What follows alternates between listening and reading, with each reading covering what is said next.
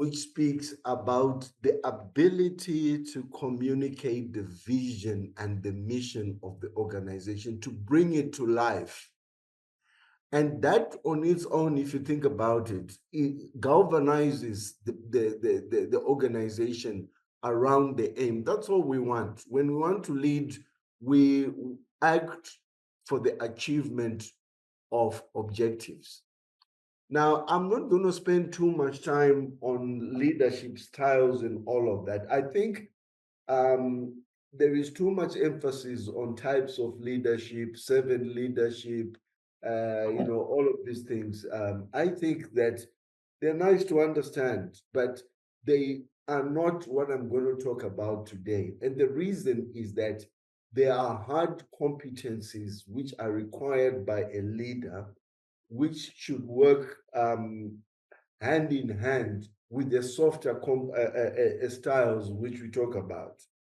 Um, and I'm not going to use examples of leaders. And the reason for that is that many years ago, when I was doing my MBA, when we came to the leadership module, we were given leaders to analyze and do a deep dive on. And we were given leaders such as the Dalai Lama, San Suu Kyi from Burma, Bill Gates, the Pope at the time. We had Mother Teresa, we had Colin Powell, and we had the guy who was for General Electric, Jack Welch, and all of that. Now, we were adulating these people. Some wrote rosy treatises of how good these people are. But to be honest with you, most of them have turned out to be disappointments.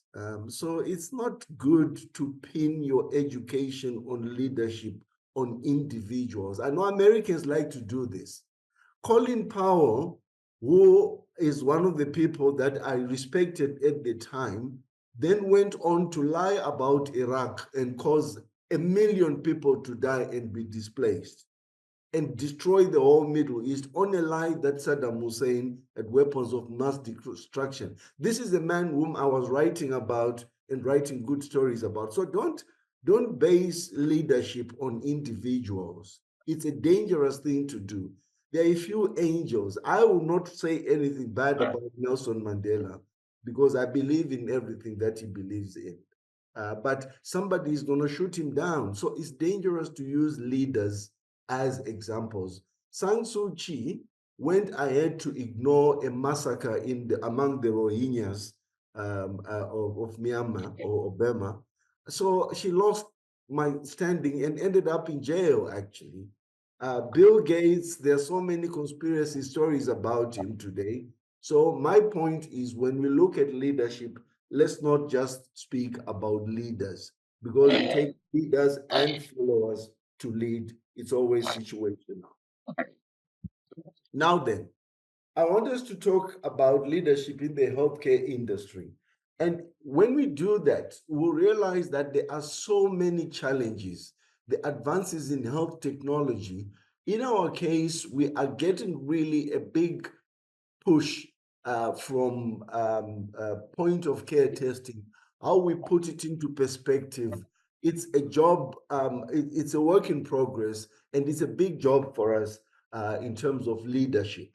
How do we integrate the molecular testing, which is coming on the horizon, cell-free DNA, liquid biopsy, whole slide scanning for remote reporting, robotics, and all of these things. So these are serious things which leaders have to be educated and get experience, learn on their feet as they go along in order to lead our services. Then there is the matter of cybersecurity. Recently, we were hitting the NHLS and we're still recovering from that blow. I've since written a paper with my co-author, Dr. Sumaya Kasim, which is accepted for publication. Maybe you look out for it in the South African Medical Journal, in which we really analyze the response to this cyber attack which was a ransom attack. They wanted us to pay money in order to unencrypt the data which they made, which became unavailable. These are real life challenges which, as leaders, we have to be trained to respond to. And in that paper which I'm talking about, what we have said is, guys, let us have a business continuity plan which should be ready and available for all eventualities, because this is going to happen again. Our healthcare services are very attractive for cyber attacks. One, because we've got rather relaxed, security. Two, we've got very important data, which we can't say, just keep the data, we don't care, because this is patients' data. Second, thirdly, we've got a lot of personal data which can be sold. So we are going to be attacked. Now, there is the rising cost of healthcare and a whole lot of other things. But I want you to note also how we have to deal with regulatory and legal changes. This is very important in the sense that we are not really trained to understand the legal intricacies of the work that we do. So this, I'm saying, is now something that we need to factor in as we think what is the ideal leader for laboratory services. So market disruption and all of the rest of it are things which are serious challenges that we face. I haven't even talked about the lack of human resources. This is serious. And I'm not just talking about pathologists. I'm talking about our scientists. We don't have nearly enough scientists to do what needs to be done. We don't have enough laboratory scientists like technologists. And certainly we are way behind globally on pathologists. Now, these are the challenges that we face as leadership in the healthcare industry. Now, on the right side of the panel, you see a few papers which look at the future of pathology services, the challenges of laboratory medicine and pathology, and the challenge in developing countries. A very good paper, bottom right corner, which has got a group which looked at Kenya and Uganda and those countries. Now then, I'm just going to look at an exercise which was conducted in the UK for the NHS. And the author is Mr. Michael West. I don't like this thing. And that team there. And the institutions involved, the main one is the Faculty of Medical Leadership and Management in London. Now, this is very important to me, because these guys have already established, medical leadership faculty. Now, if you go to Hyderabad in India, there are literally hundreds of universities which are offering business training, MBAs, MBLs, DBAs, and all of this, specifically targeting scientists and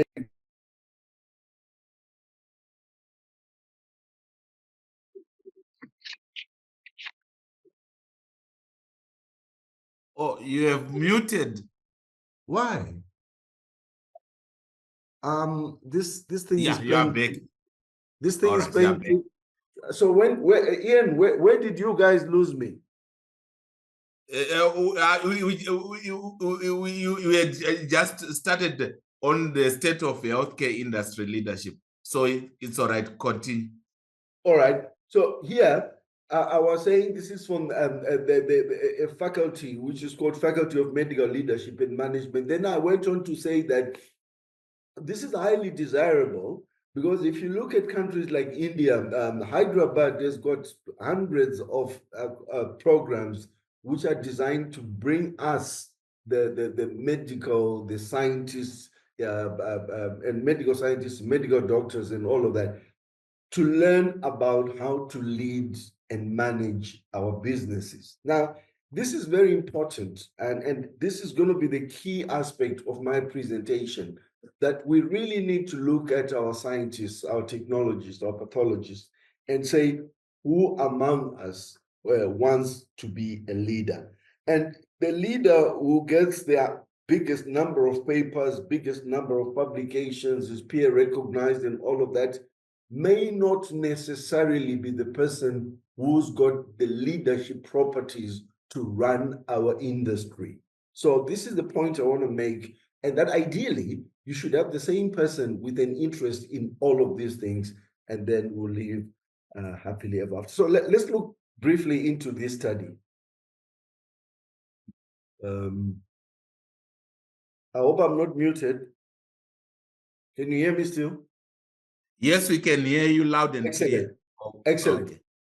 So they looked at the leaders and what kind of culture is needed for high quality care. They reviewed the structure of the leadership in the NHS as it is. Then they'll get into a bit of leadership theory and research in general, then in healthcare, then culture and climate and leadership development. And this is the reason why I'm showing this is as we grapple with these matters, this is one example which we could try and modify and customize and so that it informs how we approach the topic. Our challenge, which is to nurture a culture of continuous delivery, continuous quality improvement, and also to have a practice which has got a degree of compassion. I think we tend to underestimate the importance of compassion in healthcare. We are dealing with sick people. So the first thing that they need is empathy and sympathy. Really. So if our healthcare system is clear, I want you to put 10 Rand or $10 in that box, and I'm going to give you this, like a shopkeeper approach. I think that is not a healing service. If we seem to be saying, I'm just going to give you your potassium and you can bugger off. If that is our approach, really, we will not be a healing service. That compassion is needed.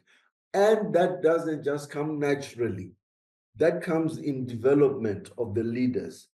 And it's important to realize that much as we emphasize all the other pieces of the services, it boils down to leadership. It boils down to Professor Ian Machingura-Rezo to say, how does he lead the organization he's leading? We must not underestimate our influence potential. So developing leaders' behaviors and leadership strategies and nurturing those qualities is the fundamental outcome of what this whole exercise recommends. So, because there is a clear link between health outcomes, right, in terms of patient satisfaction, patient mortality, and leadership, financial performance, which I think recently has been overemphasized at the expense of the other aspects, staff well-being, engagement, staff turnover, and my favorite there is absenteeism. Unplanned absenteeism is one of the biggest or one of the best indicators of satisfaction in your workplace. When people call in sick, you must note that is unplanned absenteeism. When people say my child has got a problem, my geyser burst, and all of these things, you must know that this may be a marker for the relative or the degree of satisfaction among your staff members. So, and also overall quality of care depends on leaders. So if I needed to convince anyone that leadership of healthcare services is important, there is good empiric evidence to show that there is that link between good leadership and performance or outcomes in terms of the items which I've outlined there. So the challenges that face healthcare organizations, they are too great, there are too many to be left to chance. And this again is one of the emphasis points of this discussion. Not fashions, not, you see, what the problem with academia now is that we've got people who come up with some fanciful idea. They write a paper or two which get published in some dubious journal. They declare themselves to be the specialists in that area. Then they sell that concept. Who moved my cheese? You know, all of these funny things you hear. And I don't want to keep repeating it, but they tend to come from a specific area where marketing is everything. It's not all about fashion and marketing, it's about substance. And so it's really important that we take a systematic approach, um, and then we develop and implement leadership strategies, you know, that to deliver cultures that are required for our healthcare services. So they reviewed all aspects of human resources. They noted the lack of literature.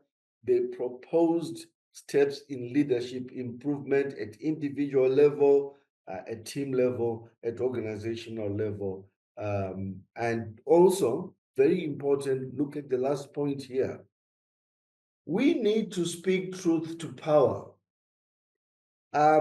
When General Chiwenga comes and he says he wants 1, 2, 3, 4, he's speaking as a politician who's got a job to look after so many feet and belly buttons and mouths, and that is his job.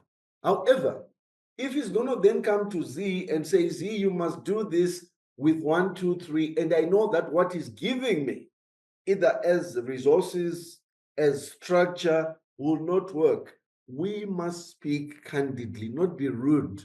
And I'm going to be honest, I sympathize with the ruling party in Zimbabwe personally. But I should still be able to speak truth to power and say to the general, listen, man, I know what you're here, what you're saying, comrade. It's not gonna work because of 1, 2, 3. We need to do that, even if it costs us popularity, even if it threatens our jobs. That is the basis of medical integrity. Speak truth to power. Right. Now, then we then look, I want to just switch now and look at some papers which you know, developed, which looked at developing approaches, you know, to developing leadership in the healthcare industry. And in this, if you're going to look at this, focus groups such as this one are very important, right? And consensus meetings. This one is probably not a consensus meeting, sensu stricto, but again, we can come up with some degree of consensus. So already, if you're looking here, you'll see that we have some already, we've started the process. And then you must remember that the research that you're going to do is going to have to be a mix of qualitative and quantitative research. You know, a lot of it is, you know, joining bits and pieces, and qualitative research, as we all know, is incredibly difficult if it's not in the hands of an expert. And then we then look at a cluster analysis, and that's what they did here to develop a model for healthcare. I'm not going to go into too much detail, but this kind of outlines here the flow, literature searches, focus groups, derivation of competency statements, sorting out those competencies into some kind of pattern. There are people who do this for a living, so one could draw on those. But at the end of it, we have then a leadership model which might work. This is a very important paper. and it's published in the Journal of Healthcare Leadership, if you have the chance to look. Now, so they then said, what are the fundamental competencies, and what do they mean, and how important are they?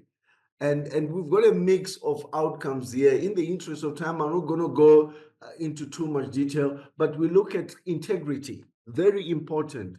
Folks, we talk of integrity in different contexts, and sometimes it becomes quasi-religious. It's not really. It's when you integrity is acting with professional ethical values. It's communicating, not speaking with a forked tongue. What you say is what you do. People know that you don't have hidden meanings left, right, and center.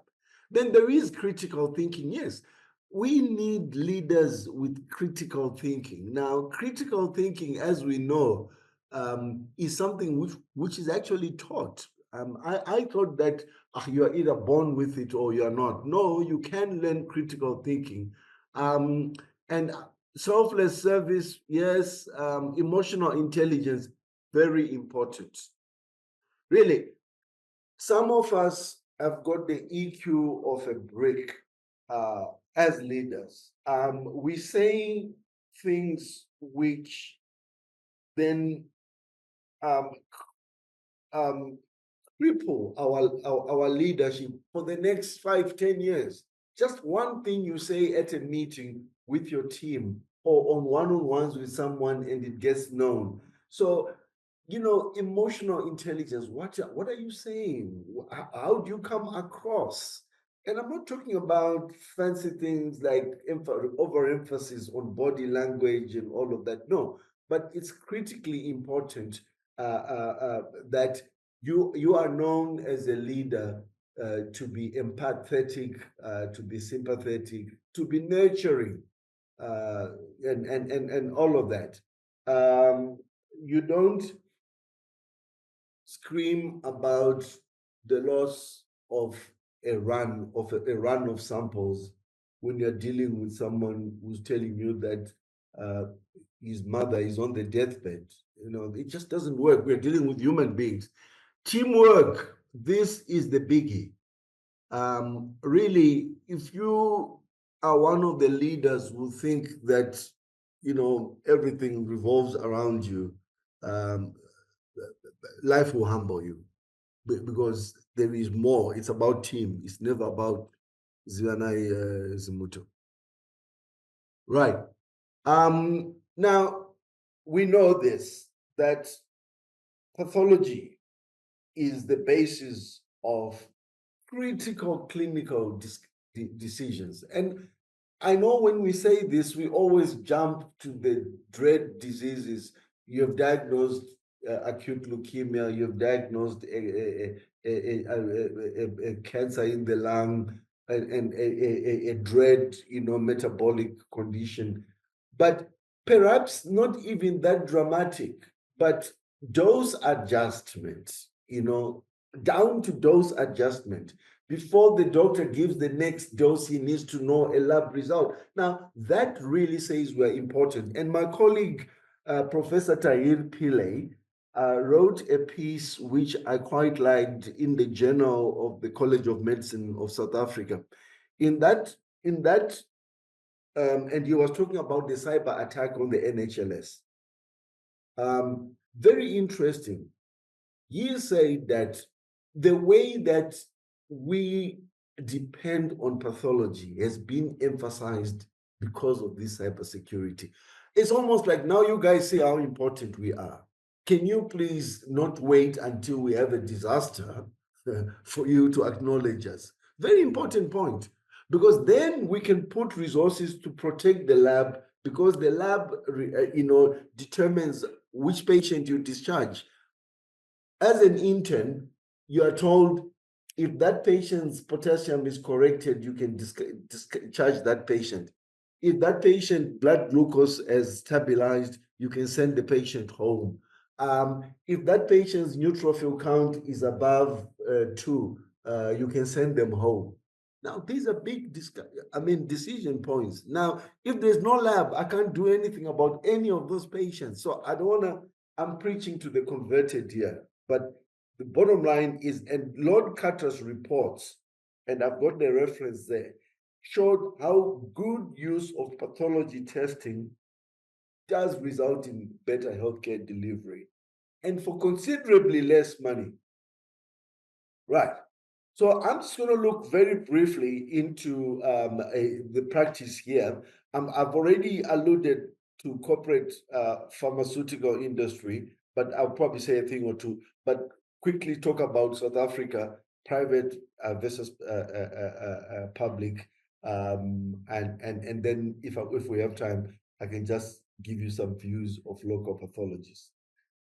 This one is just to show you that 50% of the leadership of the top 10 pharmaceutical companies by sales with a turnover of 100 billion in the case of Pfizer, 94 billion in the case of Janssen or Johnson & Johnson, and going down to GlaxoSmithKline.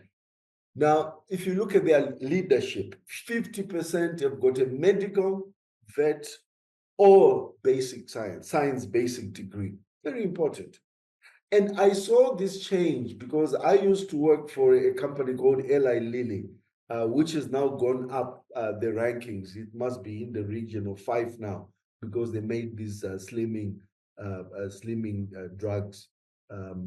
Now, and a few other smart molecules. Now, what I'm saying is that I saw this swing from a time when people were just looking at accountants, corporate lawyers, and saying they're the best for CEO.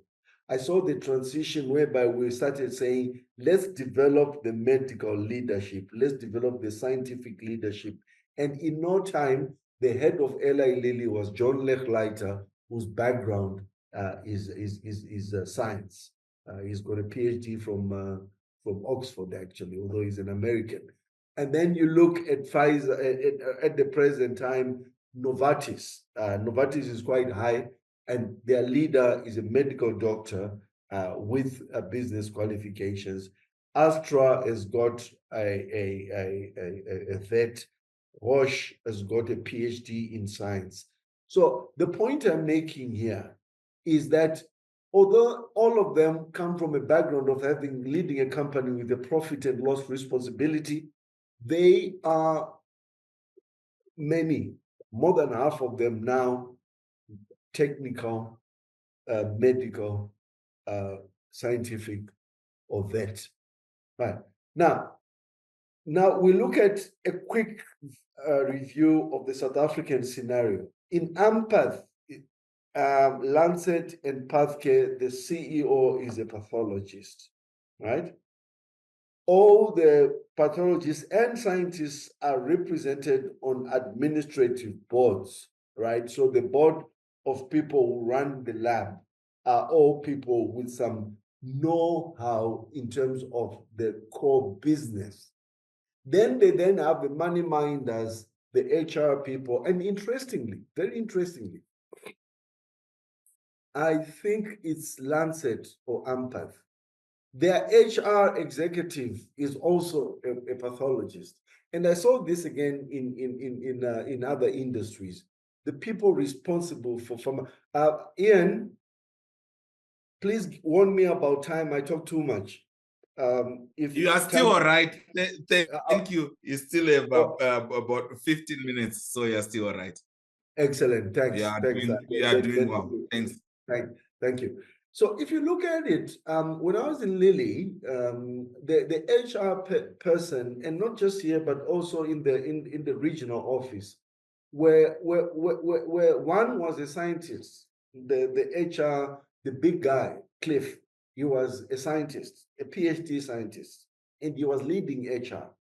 Now, if you think about it, a person with a PhD is more likely to understand the need for you to hire three more technologists in chemistry and one more pathologist in microbiology, as compared to someone who's got no clue about the science behind So first you have to teach them that, you know what, one technologist is needed for night duty in order to do microscopy on CSFs. Then we need another one to do one. You know, it's tedious. You're bringing them from too low down. Whereas if I'm trying to staff a big organization and I'm a pharmacist, like the Lily person was, she was a pharmacist by training. She understands easily the manpower requirements of the technical jobs because she's got technical know-how, as opposed to someone who's got a bachelor's degree in HR, right, from wherever, has got no clue about the industry, and does HR from a technical point of view. They look at HR for, let's say, the road construction department. They look at HR for, so they are HR technically qualified people. But to bring them to run the human resources of a pathology services would be much better done if you had a technologist who went on and learned some business, because that technologist has got the broad, the broad picture. So this is the point I'm making here. And I think South Africa is showing that very well here. And this is what we're dealing with. A Lancet has got one of those. And so this is the structure of leadership of our highly successful private industry. And if you had any doubt about their success, see how they jumped to the front when we had the COVID pandemic. And at one time, they were doing, at one point, they were doing much more work in terms of COVID testing than we were doing in the NHLS, which traditionally has 80% of the testing by volume in the country. Now, I don't want to belabor the point, but now I just want to now look at the NHLS, which is the biggest service by far in the country, in South Africa. I believe Zim is going in the direction of a national health laboratory service sooner or later. But when I presented this same talk a few years ago, the CEO of the NHLS was a medical doctor with all sorts of backgrounds. But now I'm happy to say the CEO now is Prof. Koleka Mlisana, who's a pathologist. And she's got microbiology training. We were registrars at the same time together in KZN in the early 90s. And she's got extensive microbiology, administrative, executive leadership board. She's been on the board of directors of the NHLS, and she's now the CEO of the NHLS. Now, this is a person who's gone through the hoops and has gone through the steps and has ended up as the head of the organization. But when you look at the size of the operation and you look at the board members, there's 22, of which one is a pathologist, 2 are technologists, 0 medical scientists. Now we have a medical scientist who is the chair of the board. So here, where it says public health specialist, the chair is actually Prof. Mpahlele, who's a biology PhD researcher, former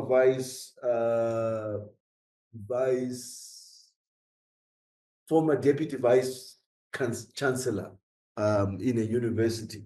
So I'm putting this out there to show you the diversity of leadership that is there.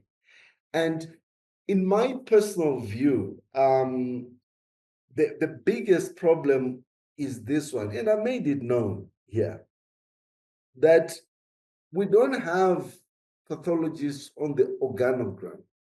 In fact, here specifically in the Western Cape, we don't even have our colleagues from science on the organogram. All we have are the texts on the organogram. Now, these are anomalies which I'm putting out there because that has to change at some point. So that's just the way the NHLS look. And this is just to say, this is a big operation. You're looking at a lot of money in terms of revenue. And so when you summarize the differences between the private and the public, well, the first thing I can tell you is for some reason, or for many reasons, people prefer public, I mean private care. You know, if you've got medical aid, you send your blood to a private lab. And I just wonder, why are we still like that when you've got the biggest, we've got the national footprint? You go to a remote town like Uppington, you find an NHLS laboratory. You go to Kofim Baba or whatever, the Eastern Cape, you'll find a laboratory there. But still people prefer to send their blood and samples to the private laboratories. And you wonder, what is it? They're giving better service. Make no mistake about it. Accessibility of results, respect while you get there, good phlebotomists, no lost samples. But let's just look at the leadership now. I've looked at the performance and preference, and it's clear that that may be one driver. But let's look at the leadership. Private pathology companies are owned by the pathologists.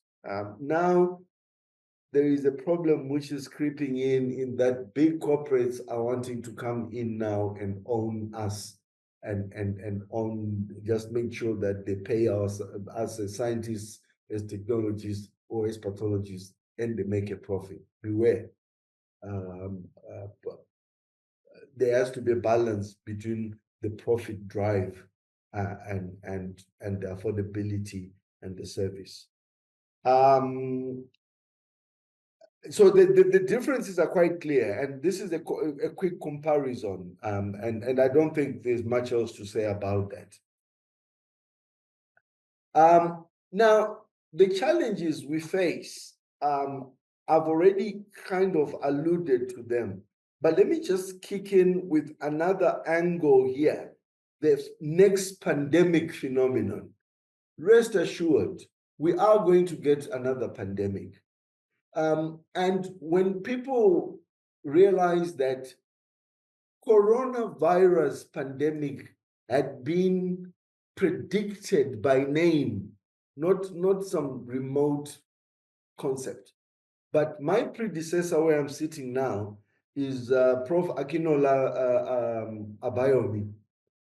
Abayomi, in a presentation he shared with me in 2017, had the slides which had coronavirus showing an instability likely to jump, something that this is likely to jump and mutate and be the next cause for pandemic, basing it on the previous MERS, the Middle East respiratory syndrome, and SARS-1. Now then, with what we have now, the point I'm making is, sure as the sun is going to rise tomorrow, we're going to get another pandemic. Now, people then use that to bring all manner of conspiracy theories. Bill Gates has done this, Chinese are trying this and that, completely useless talk. Because once a pandemic is there, it belongs to all of us. It doesn't matter how it started, because it's now yours. The moment it's in your borders, it's yours. So we need to be ready for that. And I am telling you, being ready for that is not just a matter of knowing that it's coming. It's having this thing of, how are we going to respond to get a diagnostic test for something which we don't know? But there have to be principles that immediately, that when this happens, there should be a fund given to a group of people to develop testing immediately. Once someone is going there, is producing those tests, you then want to buy upfront your share. So you go to someone who's going to be manufacturing, the kits in Zaka or Ndanga or somewhere there, and you say, listen, I'm giving you this money if and when you start producing, I want to be top of the list in terms of getting the kits. That's what they did. That's what China did for itself. It just developed test kits very quickly, built hospitals and all that versatility. That needs management and leadership, which understands. Why is that?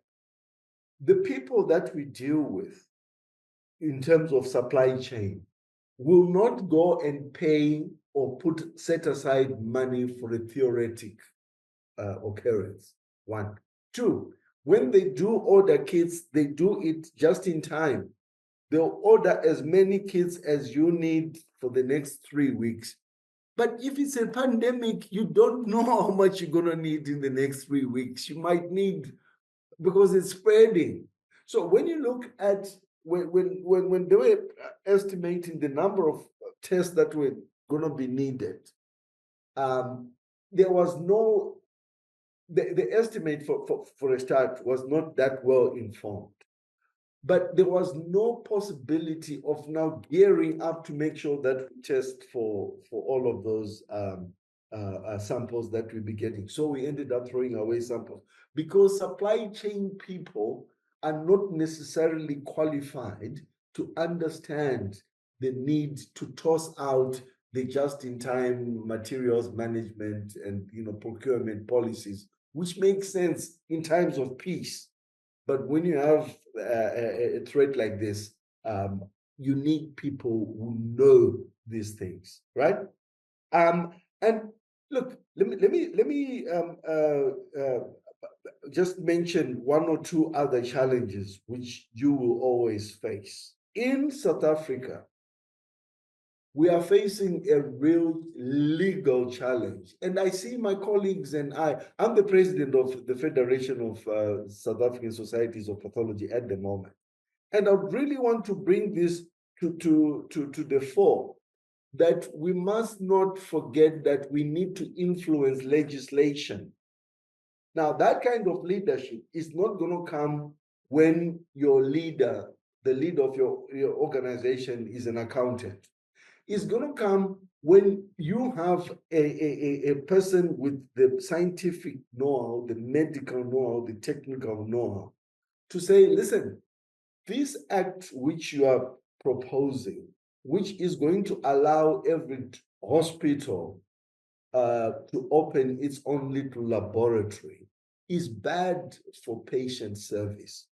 Because once they set that up in their hospital, the next thing is they want to profit from that. So they'll be insisting that I want to see so many tests coming from this unit so that I can make this much profit. That discussion cannot be held by anyone except someone who's got the mind, the knowledge, the scientific knowledge, and all of that of the subject. So I'm just painting it, painting the picture there for us to look at. So this is what this, in my opinion, you could remove South Africa there and just put Africa. And you find that we share a lot of this. Now, basics, again, we need pathology testing advocacy. This is something which I hadn't thought about until I met some British lady. Her name was Lucy. She's a professor somewhere in England. And she said to me, you better start engaging in testing advocacy. Advocating access to PCR, access to FISH, access to flow cytometry, access to next generation sequencing for the rest of Africa. She said, don't have a pathology testing apartheid in the world, whereby now you have the World Health Organization, and the ICC, they come up with a beautiful disease classification system, which really now makes the whole diagnostic process of hematolymphoid malignancies an art and a science. They come up with this beautiful thing, but the problem is that a lot of the tests that they want to define those entities are not available. So we need to start thinking out of the box. How can I make sure that someone sitting in Mlanje or somewhere in Mozambique or Angola for that matter can access a test which is needed for a tumor diagnosis? We need to think out of the box. And this is the leadership that can only come from people with know-how. So these are some of the challenges. And I like this slide, and I don't believe it leaves out much. But let me just bring this aspect here: labor unrest. Folks, remember, unions have to be your friend. I know there's some people, the moment you mention unions, they see red,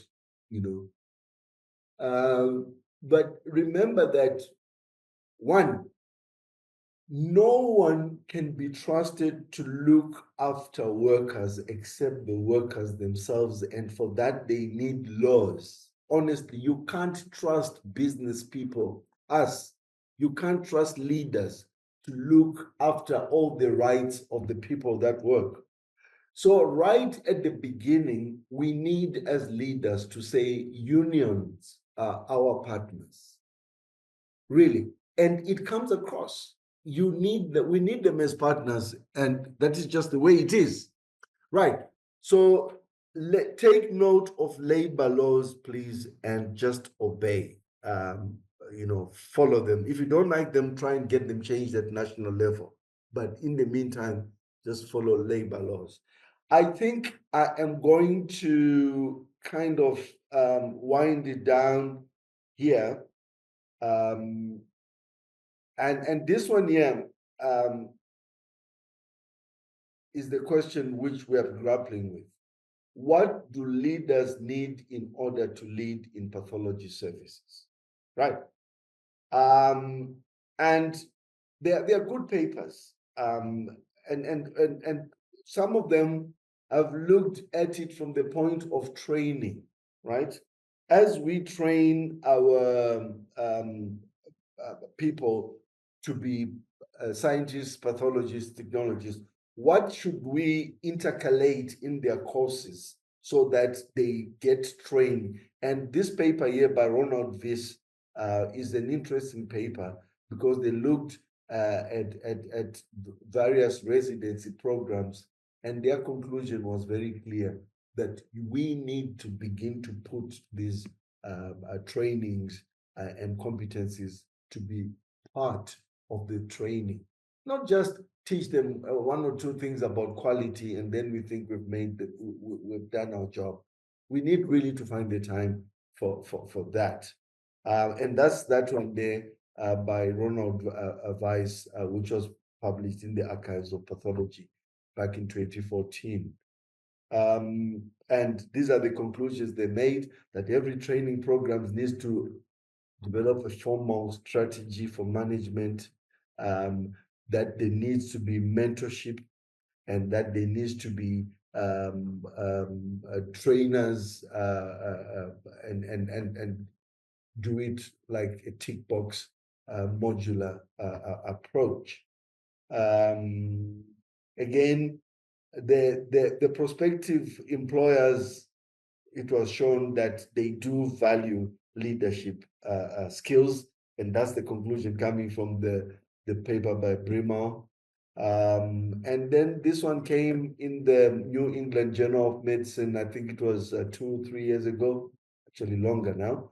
And very interesting, this says leadership development should be an organizational priority. I don't want to say more, but this is a very good paper because it's a perspective. And it says the complexity of healthcare management says that we really need leaders. I then conducted a status, view of attitudes and knowledge, beliefs among pathologists. And I don't want to go, it's a long study. I would like to end here. And I'd like to end by the conclusion that most of the respondents showed that they hadn't received any training in business administration. Many, the majority, didn't even have a diploma or a certificate in business administration, leadership, or management. None but 1.7%, I think it was only 4 people, had MBAs specifically, the rest didn't. And there was a whole lot of other bits and pieces of courses which the people had done, which are useful, and I think which we should encourage on the job courses to develop our leaders.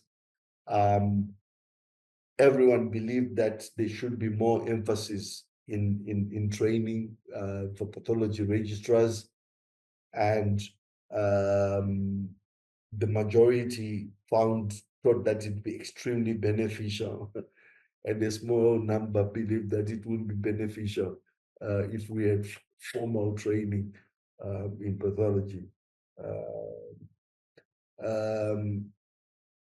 Again, the same phenomenon. All pathologists thought that it was very important to have business, administrative, leadership, and management skills, and so forth. So this is an interesting study which we did, and the bottom line is that how likely are you to enroll? And this was just a question to say how much appetite is there for people to do business learning, and that's the result. They're very likely, somewhat likely, and only a significant number thought that it wasn't beneficial. But when you put the somewhat likely and the likely groups, these two groups here together, you see that we've got a good number of people. Now then, regardless of what healthcare system you have, all the studies point towards the need for development of leadership within healthcare professionals, within the science fraternity in medicine, so that you have the leadership competencies in the same person that has the knowledge and the know-how. Right. So I think that in terms of future, I would advocate that we have collaborative leadership development groups, that we do find grant funding, and when we do find grant funding, we use it for leadership, because there are so many other things that are funded, but this kind of study, the kind of studies that I think are needed to take us there are not well funded. And this is the point I'm making here. We must encourage research, and for that to happen, for us to get research into business admin, leadership, and management topics, we need executive support from governments, because as they say, healing is an art, okay? Medicine is a profession, and the healthcare industry, healthcare is a business. And this is by Amr Abulish. And I think it's something we must really think about. Healthcare is a business. Now, the business must be led by people with some degree of ethical underpinning, or that's the wrong word, with a strong ethical inclination. And then we are good. Then we can run it as a business, and maybe leading then will not feel like we're trying to drag the reluctant us we have there. Thank you, and I'm sorry, I know I went over the time, but this was overambitious of me. And yeah, thanks. Back to you, Mr. Chair. I'll stop sharing with your permission. Thank you very much, Prof. Zwanai Chapanduka, for such insightful presentation and also action points which we need to look into. And that's the whole idea of us coming together from all African countries and see how we can strengthen one another and how we can be a solution to the challenges we have, because we are the ones who live in Africa. Some would come and visit Africa and go where they belong, but Africa is our home. We might as well make it a better home for ourselves. Thank you very much.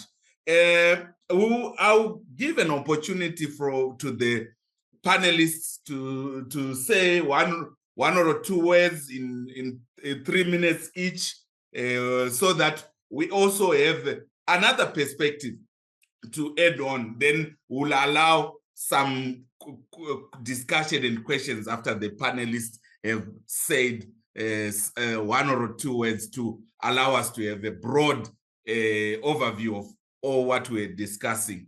I'll start with Dr. Bettina Chalematsau. And any addition or any.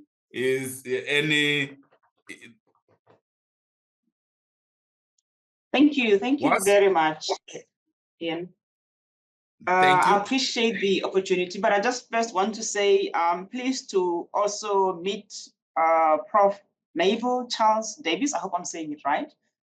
And now I'm coming to Prof. Chapanduka. Prof, you know, each time I listen to you, it's like I'm listening to you for the very first time. And this morning, I'm actually, I've learned the do's and don'ts in leadership and in pathology in general, really, because some of the things you mentioned are the things we experience in our settings, whereby you'd have one time that one technician or one tech is ill, another time another is ill. So we're probably missing something in terms of how we are dealing with the personnel. So I am very happy, and I hope we get to receive the slides in of Prof's presentation so we can really harness our skills in terms of leading others, and also to appreciate that we would also be mentored appropriately and be able to compete with our competitors, the private guys, because we're a big organization and we cannot afford to have the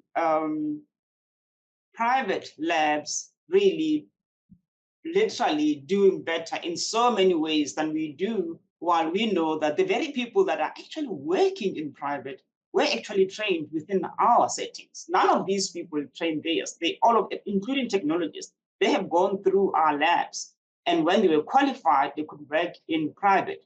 Pathologists, it's common knowledge that NHLS is the only trainer in pathology in South Africa. So thanks so much, Prof. I don't want to talk too much because I know we're running late for time. I hope to see you next week at the Point of Care Colloquium. Thanks, Ian. Thanks.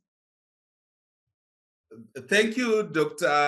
Chalematsau. And just to indicate that we will ask Prof. Chapanduka to share his slides. We will share with those who would want to have them. And also, this presentation is being recorded. You can also have a chance to go over it and listen and reuse it as a tool to improve yourself in the lab. And we will go to Gizachao Tades Akulu, and for your as another panelist. Gizachao. Muted, I think. Yeah. We can hear you. Yeah, thank you, Ian. I have 1 or 2 more slides to show for you as usual. And I wanted to reflect on some of the key roles of leaders in laboratory medicine. Can I share my screen?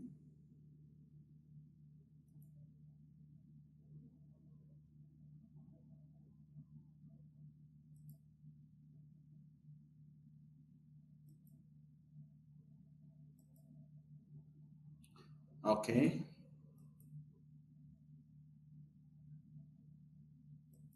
You can start speaking whilst you are sharing. It's all right. It will come through. Yeah. Okay. So Yeah, no problem. I can speak for 1 or 2 minutes on the opinion. So yeah, nowadays the leaders, the roles of leaders in laboratory medicine is not as simple as leading another company, because we are just leading the health workforce to produce a quality laboratory result. So with regard to the quality of leaders and the role of leaders in laboratory medicine, is just IFCC has the basics of leaders, the role of leaders in laboratory medicine. So we do have just the clinical lab leaders need to be very much visionary, competent practitioner, and he shall or she shall be champion of for quality, so that the professionals in the lab, whether it's a pathologist or a medical lab technologist, they can assume for in-house method development, practice in industries, performance in validation, and can serve as a consultation for result interpretation. So nowadays, okay, WHO and partners also assume and characterize the laboratory leaders competency framework, like system development, disease surveillance and outbreak investigation, management, communication, and also in research, so that it means a lot in leading the laboratory uh, department. Taking all in a nutshell is just the holistic approach for the leadership in laboratory medicine shall align with the broad healthcare aims. Okay, before some decades, okay, there were a triple aim that with key goals: the better population health, better cost, and better patient experience have been advocated. But very recently, there is a need: the well-being of the care team. The care provider should require also the care. We need to provide a care for the care provider, so that these are the really very much appreciated. And there are also drivers. There are traditional boundaries has been really disrupted as a result of the advances in laboratory medicine. So I appreciate really the presentation, the challenges, and what everything presents by the Professor uh, Chapanda. So IFCC developed leadership skills assessment questions, and that comprises 18 components, and any leader can really feel honestly and examine him or himself to really appropriately know the qualities and the deficiencies of the leader. And finally, I wanted to really say that to successfully implement the best leadership in laboratory medicine, I think there are at least 5 key elements. The first is a clear vision and organizational alignment or structure, the skills, the resources, incentives, and the plan of action should be really implemented in a particular lab. So, as a way forward, just there is a dilemma, as mentioned by professional Chapanda. There is a dilemma: who is in the salon and who is in the kitchen. Okay, most of the technologists were assumed to be there in the kitchen, and the leaders were from the other scope of sciences and disciplines. So that change and quality requires the management of support who command the salon. This is really what I wanted to say when there is an event in Ethiopia. So we need to ensure that who is in the salon have the experts to drive the change and bring important health outcomes. Okay, so be in the salon. That's the way forward from my side. Otherwise, IFCC and its regional federation do have an assessment tool to really examine the qualities and deficiencies of the leadership in laboratory medicine. And I hope we will discuss later on as we are working in the same society. And I say thank you. Thank you very much, Giza Chao, for that input. We now go to Chakando. Thanks, colleagues, and thanks, Prof, for the informative presentations. I think this is one of those presentations which need to be also shared with the power that be. It's unfortunate that those who are in leadership, at times you find that when presentations like this, sometimes they shun away from the truth. However, there are a few things which I noted from the presentation which it resonates with some of the things which we have observed in many scenarios, including where we are or I'm based. That one point which Prof highlighted, which is quite important, leadership, it has to be a collective team work than a popularistic individual approach, because then it is it's sort of if once it become an individualistic, it's a recipe for disaster. Organizations, more especially in our pathological setting or institution, when there is time of need or in dire situation, that is where leadership could be seen as a collective. Think about it as he quoted some of the recent incident which happened to one of the institutions here in South Africa, cyber attack. So if it was more of an individual approach, I don't think things were going to be easy for the individual. That is one thing. The other thing which I agree with, as much as I agree with every point which he highlighted, I think we should have given him more time. Competency. It's one of the recipes which, to be a leader, is not something which needs to be endorsed on the basis of saying this one has got this qualification, but how competent the person is. Visionary leadership are also required on that context, such that whatever which we need to do, the tenacity for our personality or what skill we possess, as he outlined, I think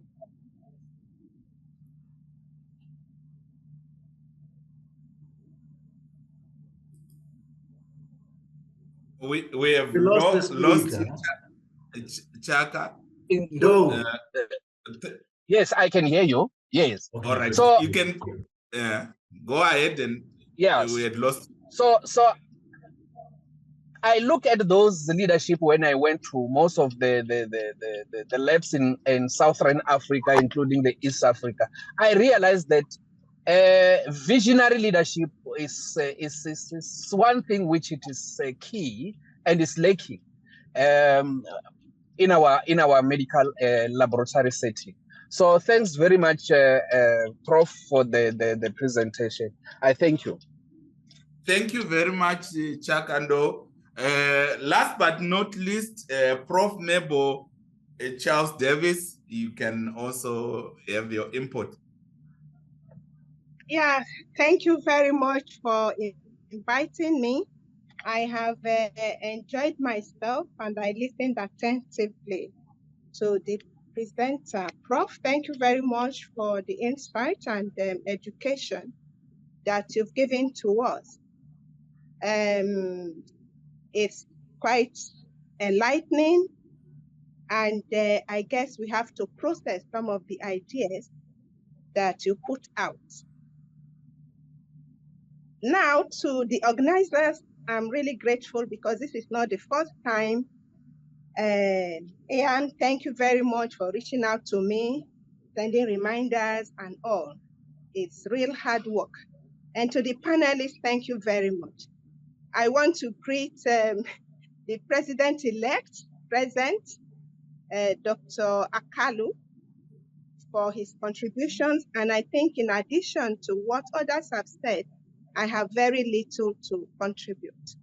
We are missing Professor Erasmus because I cannot find him as a participant there. He is the past president of the AFCC and represents us at the IFCC board, executive board. I want to appreciate him for all the work he's done in Africa and is still doing in Africa, and not only in Africa, but the whole world.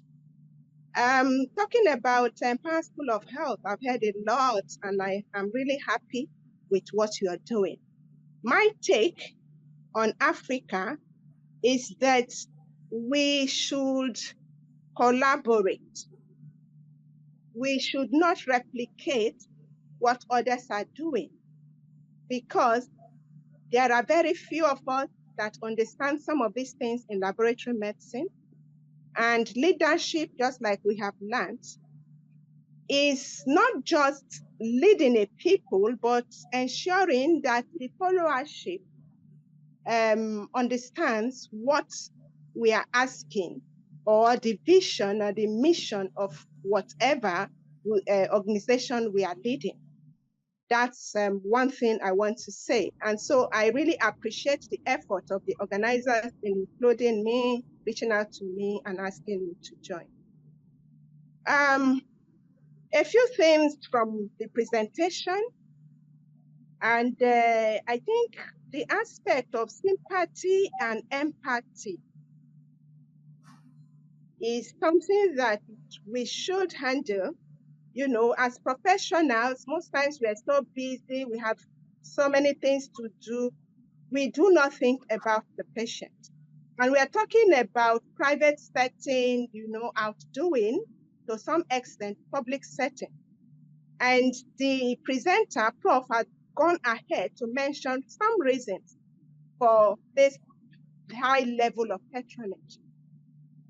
In public settings, you do not find some empathy and sympathy. And I think it's something that we need to work on for the public to be attracted to us. Leadership in laboratory medicine is something that can never be overflow. And until we get there, we are not there. And so we continue to work hard at it until we are there. In the AFCC, we have different, AFCC means African Federation of Clinical Chemistry. And I'm the president there. Dr. Kalu is the president-elect. And we are all here, even though Rajiv is absent, but always been part of this program. And we really enjoyed the webinars that have been organized.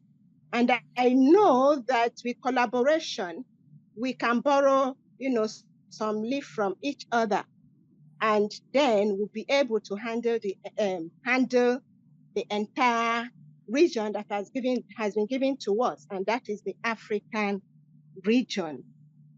Akalu is the chair of the Education and Management Division of the African Federation of Clinical Chemistry. And what it does is to interface between the International Federation of Clinical Chemistry and Laboratory Medicine and the individual national societies within Africa. And we have about 15, and we are still 15, 16, and we are still counting. And so I'm happy that he's here so that we'll be able to disseminate information and, if possible, invite other societies within Africa to link up with this very important link up, you know, on this platform, because it's a very important platform. I want to appreciate the efforts of Akalu in what he does in the, education and management. He's done a lot of work in Africa. And so I would like to end there. And finally, to say thank you, thank you, thank you. It's been worthwhile. Thank you. Thank you very much, Prof. Charles Davis. Just to indicate that our thoughts and prayers are with Prof. Erasmus. He had a bereavement in the family, and he couldn't join us today. And let's keep him in our thoughts and prayers as he's going through the bereavement. Thank you very much. I will now turn to the charts and entertain one or two questions that came from the discussion point before we conclude. So we'll be concluded in the next 10 minutes. The first one is Dr. Sabrata Ghosh says, it is very hard to convince politicians and common people and community about the real truth. All right, let me go back to it.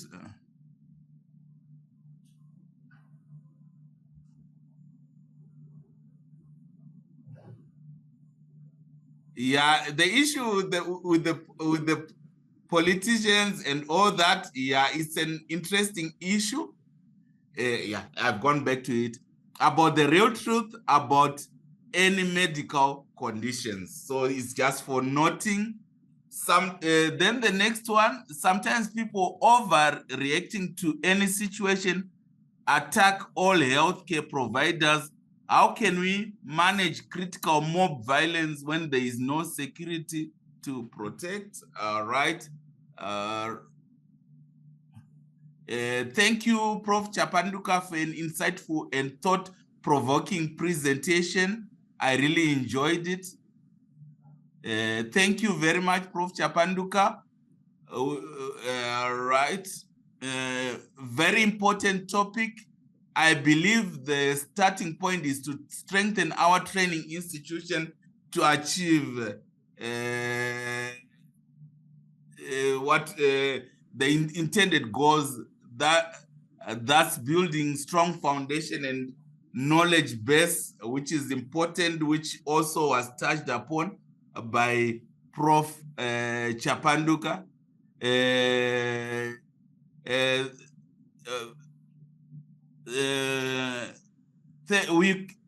And also with a reminder that we have recordings available for us to go through should we need to go back and really listen to what was presented. Great presentation, indeed insightful. Thank you, Prof. Chapanduka. That's a compliment. A very important insight on leadership in laboratory medicine. Thank you very much, Prof. Chapanduka and all panelists for sharing. Thank you, Prof. Chapanduka and the panelists. We really need to train scientists to become good leaders.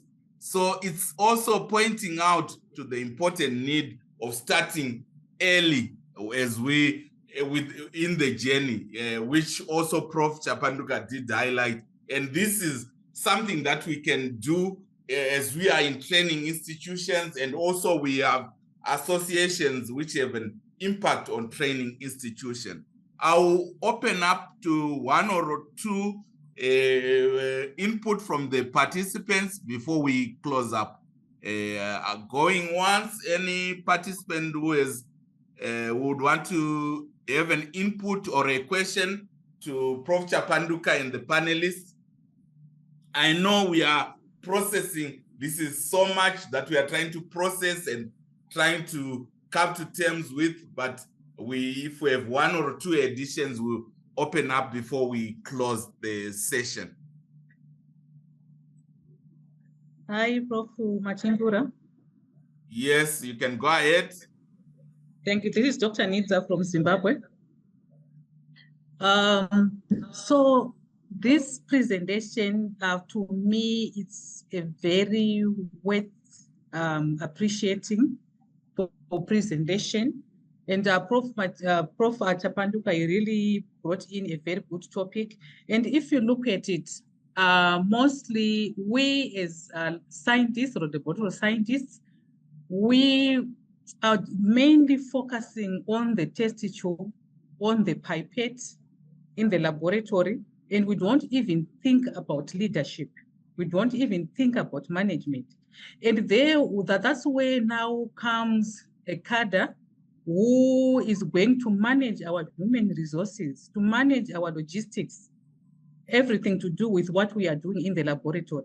And by so doing, you find out that we are always frustrated because we've got these cadres without the information that we really need.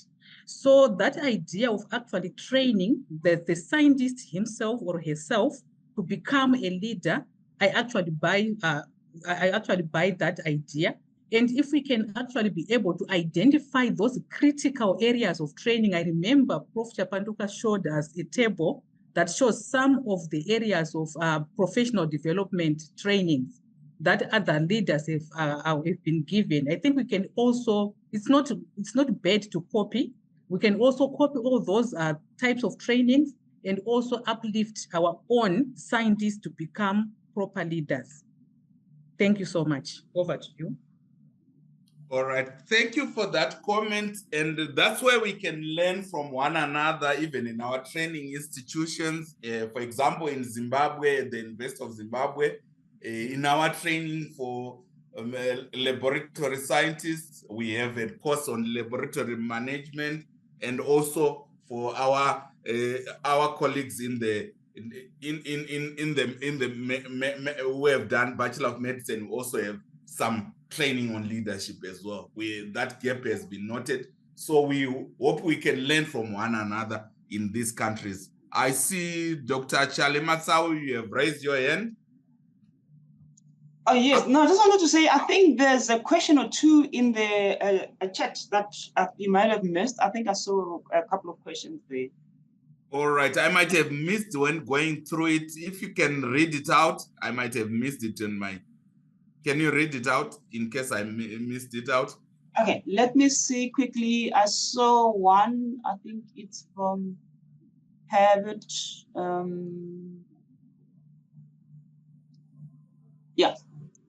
All right, go ahead. It says, that was indeed a timely presentation by Prof. Chapanduka, especially now with the launch of the African Institute of Medical Sciences, which is partly, no, what's the question now? Oh yeah, that's the component of the question that I wanted to do.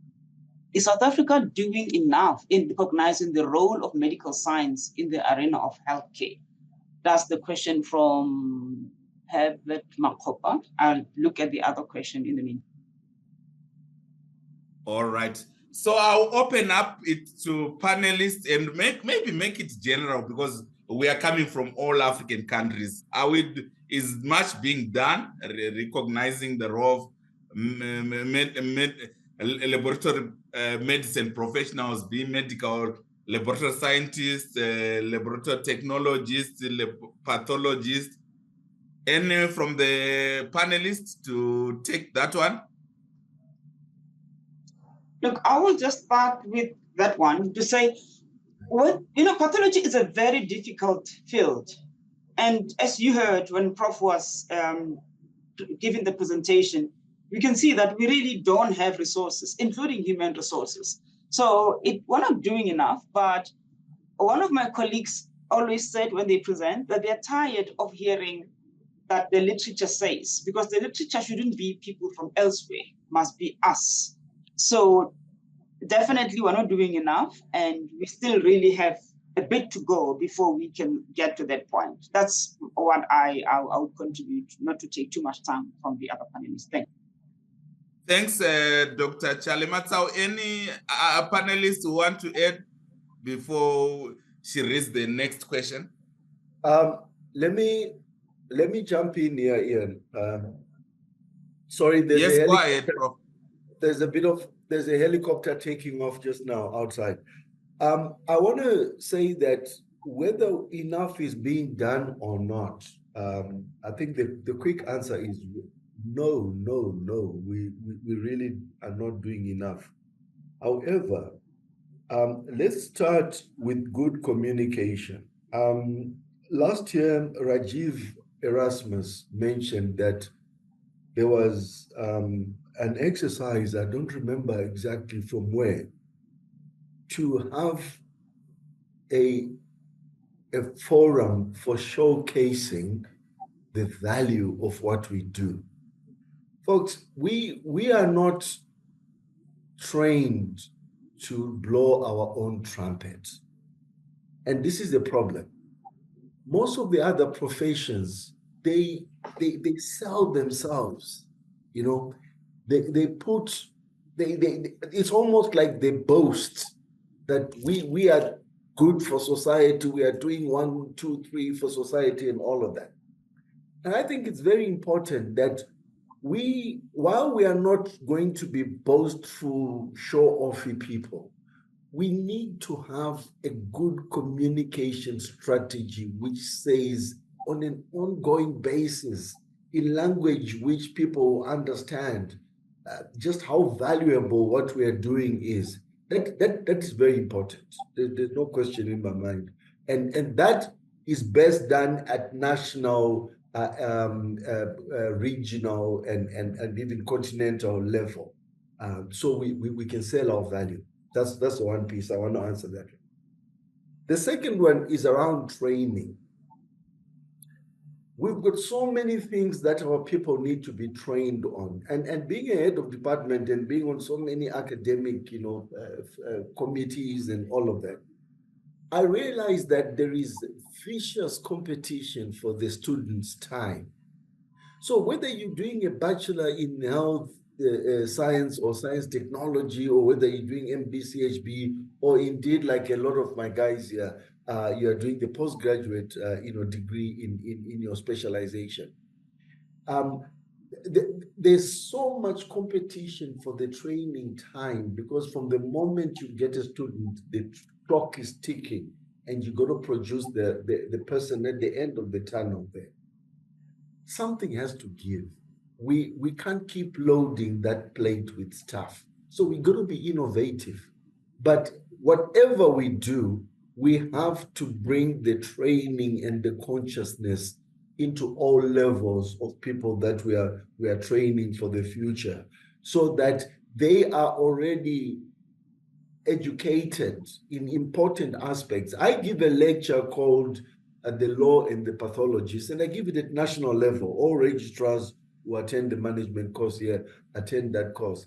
And what I've discovered is that some of these things which are not on our syllabuses or syllabi, if you will, are very important topics. So let's try and bring in all of this into the education of our people, whether you're talking scientists, pathologists, or technologists, whatever. Let's find space in our training programs to bring in business, administration, leadership, and management topics. I think that's my contribution.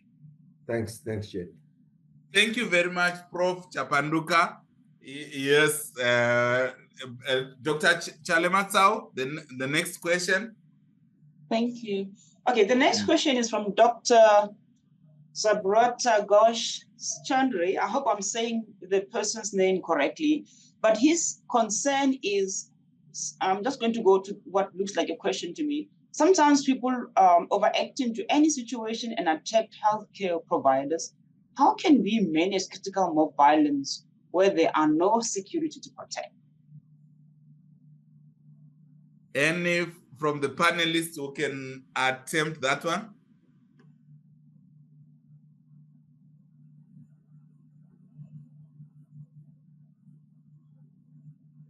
I think we can only do so much, and we need to appreciate our limitation and what we can do and what we can do as laboratory professionals, and also work with others where there is that need. We can never be able to protect ourselves where we need security to protect us. So there is need of working with other colleagues and recognize what we can do and where we can end. Any colleague who can also add from the panelists? Absolutely. Prof. Machingura, the thing is this. This is an important topic, by the way. These are important challenges, but I think we got to, acknowledge our limitations. There are some aspects which are bigger than us. And all we need then is the point I made before, communication, speaking truth to power, ensuring that these matters are brought up. And this is the thing about a leader. And I like this question, actually. Because a leader should not just look at the person's output when they walk through the door.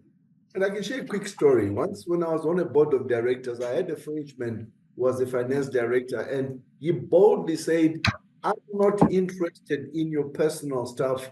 When you walk through the gate of the company premises, you leave your problems out, and I want your 100% attention. Oh, it doesn't work like that, really. When a person is coming from a battle zone, you can't expect them to give you their best. So unless you kind of find a way of addressing those matters, no matter how futile it might appear, try and influence. So my main thing is influence the environment so that the person that walks in for work is a person from whom some of these big burdens have already been cleared. And then you get the best out of the person. So yeah, look, we are limited in this respect, but all we can do is communicate our concerns and try and influence the matters, the things that happen around us. Thanks. Thank you very much, Prof. Chapanduka, and thank you very much to you for taking your time to prepare for this presentation and taking your time to participate actively in the webinar. And also thank you, Dr. Bettina Chalematsau, Gizacho Tades Akulu, Prof. Rajiv Erasmus in absentia, Shaka Ndou, and Prof. Mebo Charles Davis for your participation as the panelists, and all the participants for taking your time to participate in this important webinar as we seek to improve how we do our business as lab professionals in Africa and do it to the best of our ability.